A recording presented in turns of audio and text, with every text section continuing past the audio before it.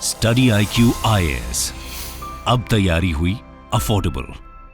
पिछले 1.5 साल में दूध की कीमत कितनी बढ़ गई है पर केजी पर लीटर, इससे तो आप अवगत हैं। Milk economics, let's understand that. Ladies and gentleman, boys and girls, मैं हूं आपका दोस्त, host, educator, mentor Sanghi sir, और आप सभी का स्वागत है स्टडी IQ IAS पर। जैसा कि आप देख सकते हैं, यह हेडलाइन जो कि मेरे पीछे लिखी हुई है, बात हो रही है डेयरी प्रोडक्ट्स की प्राइसेस के बढ़ने की, जो कि डिपेंड करता है दूध पे। Milk economics, how have the prices increased and how do we wish to control them. ऐसी क्या क्या चीजें हैं जिन्होंने कंट्रीब्यूट करा है दाम बढ़ने पे। उससे पहले ये है हमारे सारे सोशल मीडिया हैंडल्स जो आपको जरूर सब्सक्राइब करने हैं, क्योंकि इन सोशल मीडिया हैंडल्स पर आपको मेरे सारे पीडीएफ्स जो मैं यूज करता हूं पढ़ाने के लिए वो प्राप्त होंगे। On my Telegram handle Ayush Sanghi's IAS academy, followed by that आप मुझे इंस्टा और ट्विटर पर भी फॉलो कर सकते हैं for extreme good value added content. जितना प्रिपरेशन के लिए जरूरी कंटेंट है, काफी बढ़िया कंटेंट है जो कि आपकी वैल्यू को ऐड करेगा, हम शेयर करते हैं ट्विटर और इंस्टा हैंडल पे, तो जरूर आप हमें फॉलो करें।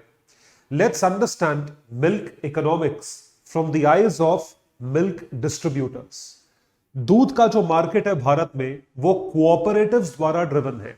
मोस्टली आप ये ध्यान रखें, कोऑपरेटिव्स ड्राइव करते हैं। जी हां, आप सभी ने सुना है अमूल का नाम। अमूल, हमारा दूध। तो काफी जब अमूल सुनते हैं तो हमें दूध याद आता है, दही याद आता है, क्रीम याद आती है। बिल्कुल सही चीज है। तो अमूल के दूध के प्राइसेस क्या क्या है, तो कुछ हद तक आंकड़े देखेंगे और उसके बाद उन कॉजेस को समझेंगे कि ऐसे क्या कॉजेस हैं जिन वजह से ये आंकड़ों में उछाल देखा गया पिछले 1.5 साल में। बात हो रही है 2021, 2022 और अभी 2023 तक की। तो तकरीबन 2.5 साल में ऐसा क्या हुआ या कितने प्राइसेस जो हैं वो बढ़ाए गए। शुरू करते हैं Gujarat cooperative milk marketing federation. यह भारत का सबसे बड़ा मिल्क कोऑपरेटिव है जो कि दूध प्रोड्यूस करता है और कंज्यूमर्स को चार्ज करता है।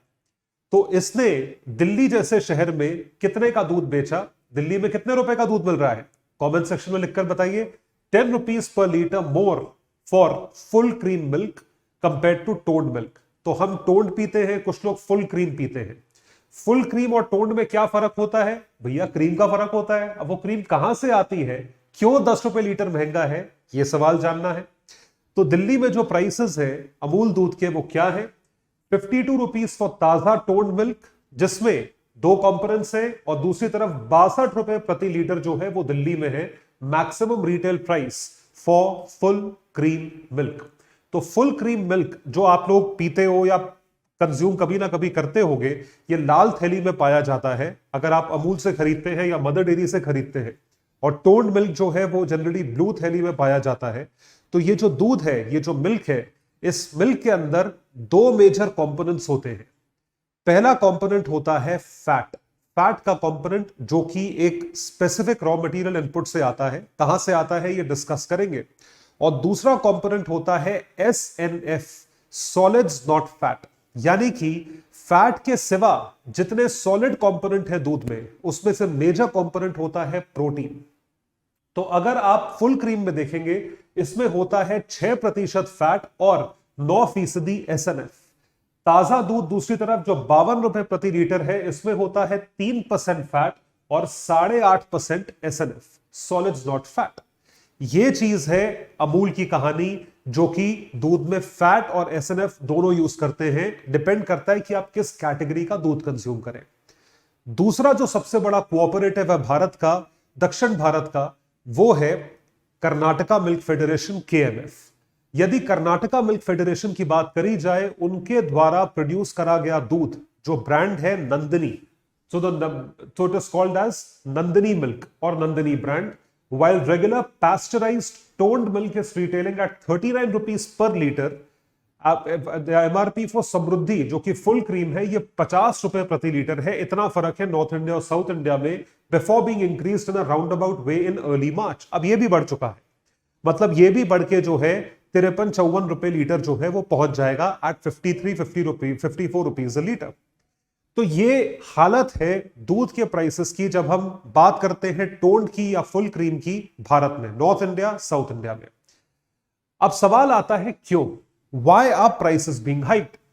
इस चीज को समझने के लिए आपको यह जानना जरूरी है कि दूध में कौन से ऐसे कंपोनेंट्स हैं जिनका प्राइस ज्यादा होता है। भाई दूध किसी ना किसी चीज से तो बनता है। आपको क्या बताया मैंने, it is made from fat and solids, not fat. Fat, SNF, दो चीजों से दूध बनता है।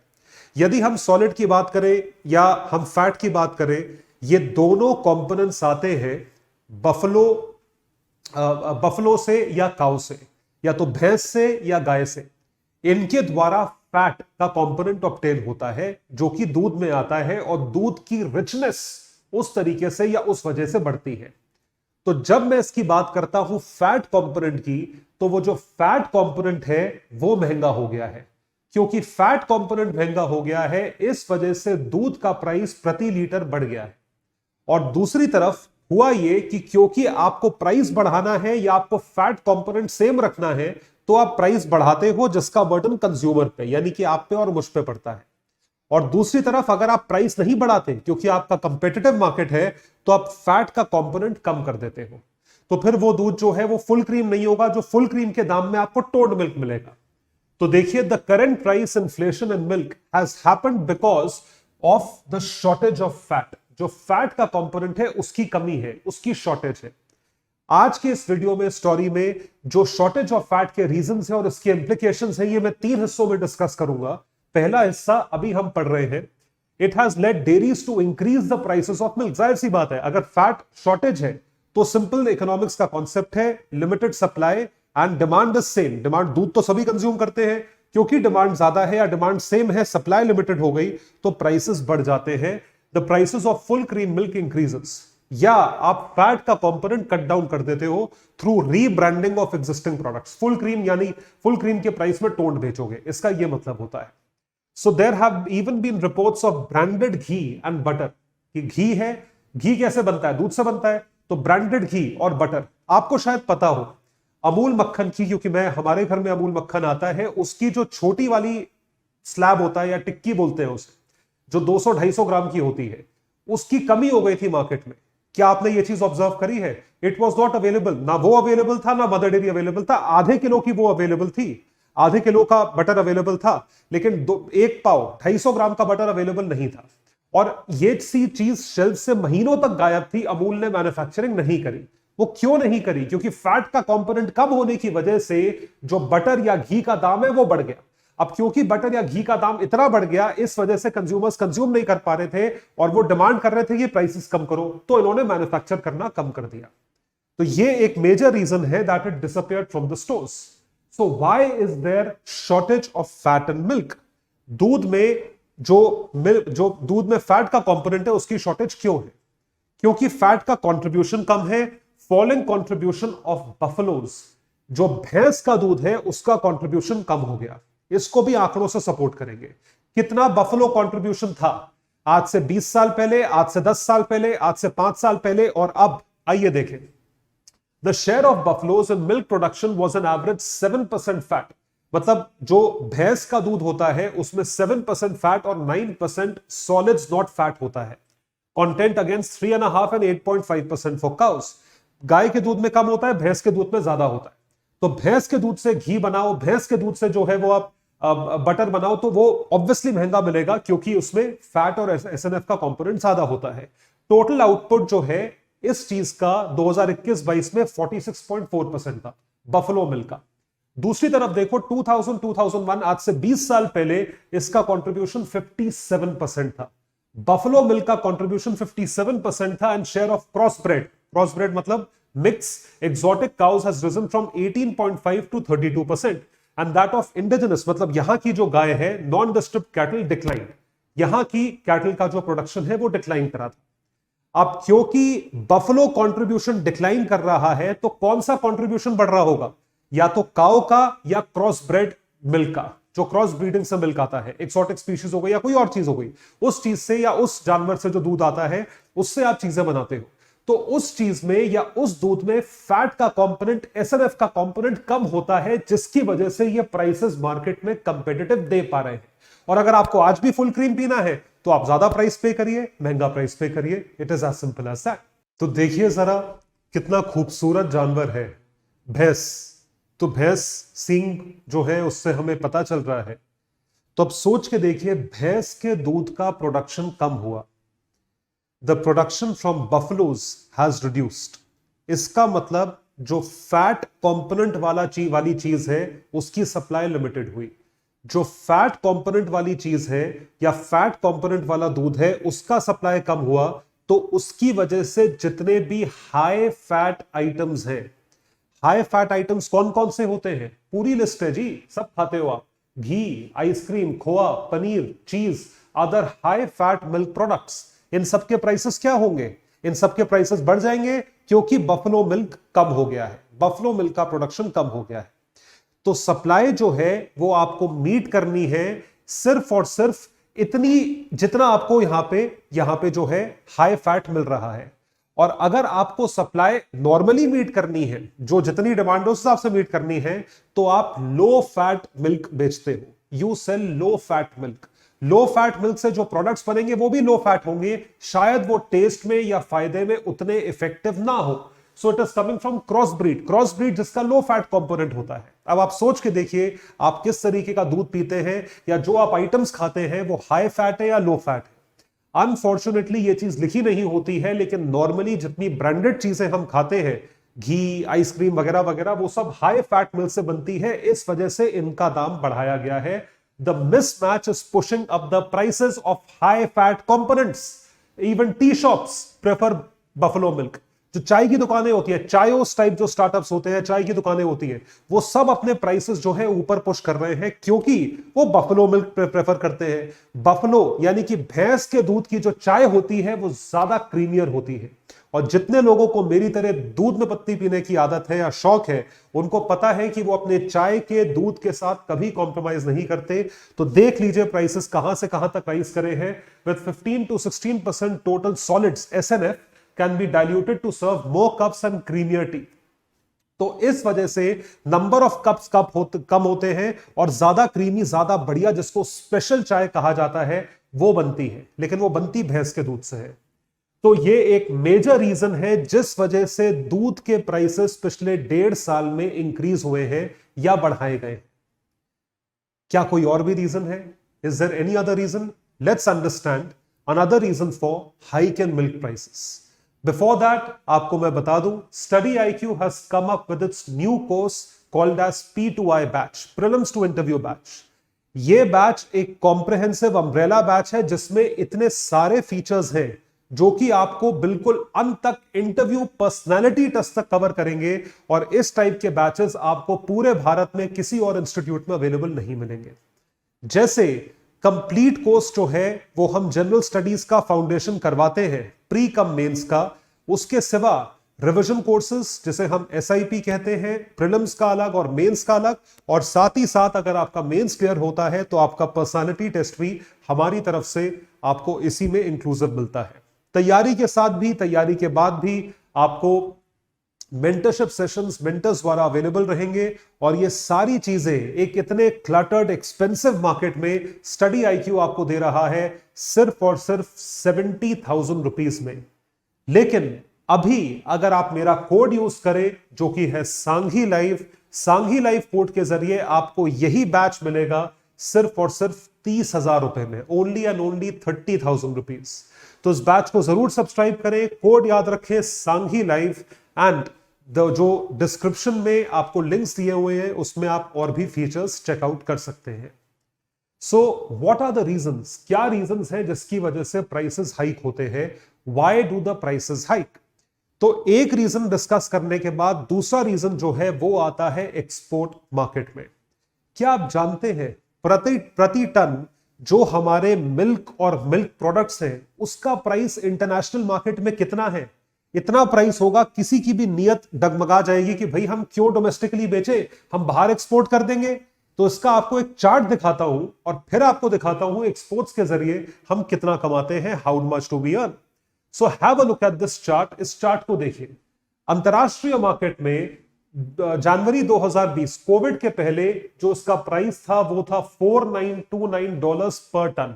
एक टन का मतलब होता है 1000 किलो, तो तकरीबन $5000 प्रति टन था, जो कि 2022 2 साल में देखिए कितना बढ़ गया, 50% से ज्यादा, 50% के आसपास बढ़ा, $7111 प्रति टन आप डॉलर्स में कमा रहे हो एक्सपोर्ट करके इतना प्राइस। तो अब जो डोमेस्टिक मैन्युफैक्चरर होगा वो यहां बेचने की बजाय क्या करेगा, वो एक्सपोर्ट कर देगा। तो जो मार्केट में ऑलरेडी शॉर्टेज थी लैक ऑफ बफलो मिल्क की वजह से, वो शॉर्टेज और हो गई, मतलब सप्लाई और कम हो गई। तो ये चीज देखी गई थी 2022 मार्च तक, जिस वजह से यहां पे घी, बटर, ये सब चीजें अवेलेबल नहीं थी और जितनी एग्जिस्टिंग प्रोडक्ट्स थे उन सबके प्राइसेस बढ़ते जा रहे थे, दूध की क्वालिटी खत्म हो रही थी। फिर जाके पिछले एक साल में प्राइसेस स्टेबल हुए हैं, अब जाके कहीं $4736 प्रति टन पे चीजें अवेलेबल है। ये है एक्सपोर्ट मार्केट ड्रिवन इकोनॉमी। तो हुआ क्या, व्हाट हैपेंड? एक्सपोर्ट से भारत सरकार ने या भारत ने, भारतीय एक्सपोर्टर्स ने कुल मिला के कितना एक्सपोर्ट करा? 33,000 ton of ghee, butter, anhydrous milk. Anhydrous का मतलब होता है without water. Fat valued at 1281 crore, 1300 crore के आसपास। और इससे भारत सरकार ने कितना पैसा ज्यादा कमाया? Look at this. तो 2019-20 अगर 12 महीने का टाइम देखा जाए तो उसमें तकरीबन 809 करोड़ कमाए थे। उसके अगले साल 717 करोड़ कमाए थे, फिर 1281 करोड़ कमाए थे। देखिए एक्सपोर्ट मार्केट, क्योंकि बाहर बहुत ज्यादा प्राइसेस मिल रहे थे 21-22 में, और इस साल अभी तक के आंकड़े जो है, टोटल फिगर्स नहीं है, 817 करोड़ के आसपास कमाया है। This is only from April to January, फरवरी मार्च के फिगर्स नहीं है। ये तकरीबन 900 करोड़ के आसपास बैठेगा, 925 करोड़ के आसपास बैठेगा। इसमें घी, बटर ऑयल सब कुछ आता है, all these components are included. तो पिछले एक साल में प्राइसेस स्टेबल हुए हैं, इस वजह से शॉर्टेज नहीं है। एक साल पहले देखिए एक्सपोर्ट से कितना पैसा कमाया। तो क्या प्रॉब्लम हुई?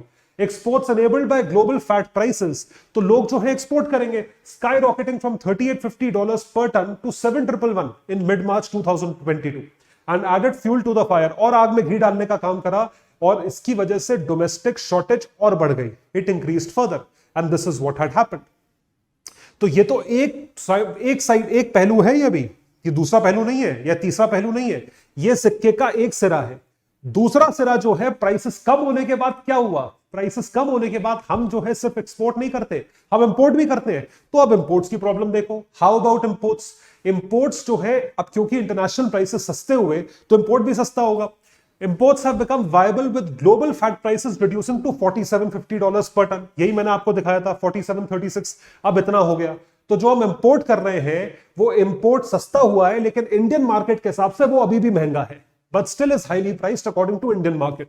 It is better to incentivise farmers to invest more in their animals and ramp up production, कि भैया इंपोर्ट पे डिपेंडेंट मत रहो, करंट अकाउंट डेफिसिट भी खराब होगा, और इसका भी बर्डन जो है आप और हम जैसे लोगों पर ही पड़ेगा, क्योंकि जो दूध कंज्यूम करता है उस पर फर्क पड़ेगा। तो आप यहीं पे जो है प्रोडक्शन को बढ़ाइए। तो मतलब भैंस की प्रोडक्शन को बढ़ाना पड़ेगा हिंदुस्तान में। तो ये एक चीज जो है, प्रॉब्लम्स सारी की सारी इकट्ठे मिलके दूध के मार्केट में देखने को मिली। तो इस शॉर्टेज से डील करने का क्या कोई सोल्यूशन है? देखिए, प्रॉब्लम होती है तो सोल्यूशन होता जरूर है, सोचने वाली बात है, थोड़ा टाइम लग सकता है। तो जनरली ये देखा गया है, अक्टूबर से मार्च जो राबी सीजन वाला सीजन होता है, फसल कटने तक का सीजन होता है, उस सीजन को इस जो डेयरी लैंग्वेज है या डेयरी की भाषा में फ्लश सीजन कहा जाता है। फ्लश सीजन का मतलब होता है कि इस दौरान जानवर ज्यादा दूध प्रोड्यूस करते हैं, supply is higher than demand. अब क्योंकि सप्लाई जो है डिमांड से ज्यादा होती है, इस वजह से वो एक्स्ट्रा सप्लाई को आप कन्वर्ट करके पाउडर के रूप में रखते हो, ताकि जब लीन पीरियड या शॉर्टेज वाला पीरियड या जब जानवर कम प्रोड्यूस करते हैं वो पीरियड शुरू होगा मार्च के बाद, तो इसी पाउडर को दूध में कन्वर्ट करके आप बेच दो, ताकि उस टाइम पे शॉर्टेज ना हो और प्राइसेस ना बढ़े। सो डेयरीज कन्वर्ट द सरप्लस, जो ये फ्लश सीजन है इसका सरप्लस जो है, that they procure into scheme milk powder, SMP कहा जाता है इसे। तो एसएमपी कैसे बनता है? जब आप पानी को अलग कर दो क्रीम से। This is done by separating the cream and removing the water in the skimmed milk through evaporation and spray drying। evaporation से spray drying से पानी आप अलग कर देते हो और जो क्रीम है उसे आप अलग कर देते हो। सो बटर फैट और एसएनपी उससे स्किम मिल्क पाउडर बनता है, और फिर क्या होता है, the same SNP and fat is reconstituted into whole milk during the lean summer monsoon. उसको दोबारा दूध में कन्वर्ट करते हो when animals produce less amid rising demand for curd, lassi and ice cream. दही के लिए, लस्सी के लिए, आइसक्रीम के लिए यही पाउडर यूज करा जाता है। Such processing into solids and reconstituted by adding water happens in no other form produce. Reconstitute होता है जब आप पानी डालते हो, ये और किसी चीज में नहीं होता। कोई और कौन सी इंडस्ट्री होती है जिसमें आप एक चीज को पहले पाउडर में कन्वर्ट करो, पाउडर से वापस दूध में कन्वर्ट कर लो? ऐसा कभी होता है क्या? कभी मटन बनने के बाद वापस उसे कन्वर्ट करा जा सकता है बकरी में? So flour, sausages once made can not be turn back into wheat और पिग्स। ऐसा नहीं हो सकता, it can not be, it is not possible. इसमें पॉसिबल है, इस वजह से यहां पे ये चीज करी जाती है। सो द 22-23 फ्लश, इसमें एक खास चीज हुई। इसमें यह हुआ कि जो प्रोक्योरमेंट है वो गिर गया, the procurement fail, so leaving dairies with hardly any surplus. Dairies के पास सरप्लस ज्यादा नहीं बचा था क्योंकि प्रोडक्शन उतना नहीं हो रहा था। Production was not happening that much because it fail. तो अब सोच के देखो कि अगर सरप्लस प्रोडक्शन नहीं हो रहा तो आप लीन सीजन जो अभी शुरू हुआ है, इस टाइम पे पाउडर कहां से लाओगे? तो उस टाइम पे पाउडर नहीं होगा तो हर चीज, दही, लस्सी, कर्ड, इन सब चीजों का दाम बढ़ जाएगा for converting into fat and powder. So and with production bound to fall further in the ongoing lean, the dependence on purchase of milk solids यानी कि फैट और SNP for reconstitution will only go up. Reconstitution का मतलब होता है कि आप किसी चीज को रिकॉन्स्टिट्यूट करो पाउडर में और पाउडर से वापस मिल्क में। This has to be done, और इस चीज को करने की वजह से यहां पर यह चीज इंक्लूड होती है या इट इज डन। तो यहां पर फैट का कंपोनेंट, एसएनपी का कंपोनेंट, दोनों कंपोनेंट्स आते हैं। अब एक बहुत अहम सवाल आता है कि इसका टैक्स इंप्लीकेशन क्या है? क्या दूध पे जीएसटी लगता है? अगर आपके पास ये क्वेश्चन आए प्रीलिम्स में, is milk taxed with GST? No, दूध के ऊपर जीएसटी नहीं लगता। लेकिन दूध के अंदर जो कंपोनेंट्स हैं, चालाकी देखिए सरकार की, दूध के अंदर जो कंपोनेंट्स हैं, चाहे वो स्किम एसएमपी हो या फैट हो, उसके ऊपर टैक्स लगा दिया, उसके ऊपर जीएसटी लगा दिया। SMP is taxed at 5% and milk fat at 12%। तो एसएमपी और फैट, अगर एसएमपी का कंपोनेंट 3% या 6% होगा तो उसके अकॉर्डिंग उसके ऊपर टैक्स लगेगा। फैट जो है बफलो मिल्क का 3% होगा तो उसके ऊपर अकॉर्डिंगली टैक्स लगेगा। 6% होगा तो ज्यादा टैक्स लगेगा। इस वजह से दूध का दाम बढ़ा है। So while dairies pay no tax on milk production from farmers, they have to shell out GST on solids, और solid का मतलब होता है fat and SMP। इस वजह से कंज्यूमर्स के लिए यह चीज महंगी पड़ती है। Also the tax incidence goes up, जो टैक्स इंसिडेंस बढ़ जाता है तब भी बढ़ता है जब आप इसे रिकॉन्स्टिट्यूट करते हो। तो अब सोच के देखो कि दूध को आपने पाउडर में कन्वर्ट करा, उसके ऊपर जीएसटी लगा दिया, फिर पाउडर से वापस इसमें कन्वर्ट करा, फिर उस पर टैक्स लगा दिया। कन्वर्जन चार्जेस भी लगते हैं। इसका मैंने आपके लिए एक सधा हुआ एग्जाम्पल इंक्लूड करा है। इसको ग्राम्स और केजीज और लीटर्स के फॉर्म में मैंने यहां पे इंक्लूड करा है, तो उससे ज्यादा अच्छे से समझ में आएगा। इस एग्जाम्पल को दोबारा समझने के लिए मेरे टेलीग्राम हैंडल से पीडीएफ को जरूर डाउनलोड करिएगा। देखिए, लेट्स हैव अ लुक। तो 100 litre of full cream milk, 100 litre of full cream milk that dairies process, 100 litre दूध प्रोड्यूस करते हैं, जो कि तकरीबन 103 किलो होता है। फुल क्रीम की बात हो रही है, इसमें फैट कंपोनेंट ज्यादा होता है। इसमें 6.1 kg of fat and 9.27 kg of powder SNP होता है। दो चीजें हैं। Butter contains 82% fat, taking its price at 425 per kg और 518 per kg of fat. This is butter and SNP is at 325 per kg। S&P 325 रुपए प्रति kilo है और बटर कंटेन्स 425 पर kg। ये चीज है। अब सोच के देखिए, उनका combined cost in the reconstitution of 100 litres will be 6214। 100 litre को रिकॉन्स्टिट्यूट करा गया किस चीज में? 62,014 रुपए में, 6214। This is the cost in reconstitution of 100 litres will be this. तो इसको रिकॉन्स्टिट्यूट करने की कॉस्ट है। इसमें 12% जीएसटी ऐड करो फैट का, 5% ऐड करो एसएमपी का, जिससे की कॉस्ट हो जाती है 6749। 6749 हो गई, 67.49 पर लीटर। तो आपका दूध जो है वो कितने का हो गया? 67.5 रुपीज प्रति लीटर का दूध हो गया। वो दूध जो फुल क्रीम है, जिसमें अब फैट का कंपोनेंट और एसएमपी का दोनों का कंपोनेंट है। तो इसके रिकॉन्स्टिट्यूशन पे टैक्स लगा और फैट के कंपोनेंट पे टैक्स लगा, 12% जीएसटी और 5% जीएसटी। तो इस वजह से दाम और बढ़ते जा रहे हैं, जो कि आप देख पा रहे हो सरकार ने यहां पर किया है। The government has done. Simply put, the total cost of fat and SMP used in reconstitution of 1 liter of full cream milk is 67.5. जो हमने अभी कैलकुलेट करके आपको दिखाया है, ये फुल क्रीम की बात हो रही है. GST component in that is 5.35 rupees per litre. 3.84 fat पे है, 1.51 एसएमपी पे है. It is ultimately passed on to the consumer. तो दूध की महंगाई जो है इस वजह से दिखती है. क्या दूध अवॉइड किया जा सकता है? नहीं किया जा सकता. तो आप क्या करोगे इस चीज का? What is the solution? Solution क्या है?